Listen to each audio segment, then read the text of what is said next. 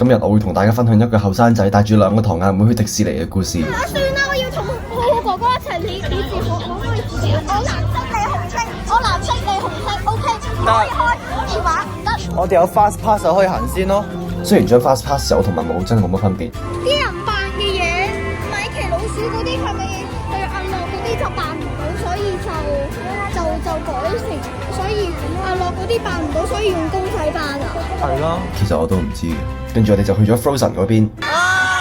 衝落去嗰一下，我發覺我哋3個嘅表情係神奇地完全一致嘅，冇表情零啊！我知，但係衝落去嗰下呢，風真係大嘅。跟住我哋又去反斗世界，搞到成身都濕晒。大媽妹又話肚餓，我本身話我要帶去火箭餐廳嘅，佢話嗰度啲嘢唔啱佢哋食。我問佢哋都未睇清楚，又點會知冇嘢啱呢？佢哋就話總之冇嘢啱。我哋過到去，佢哋就非常之爽快咁揀咗個兒童餐食。咁啲水用嚟做咩啊？冇啊，我都唔沖涼啦，係嘛？跟住今日呢個時段又有花車巡遊，佢哋想睇。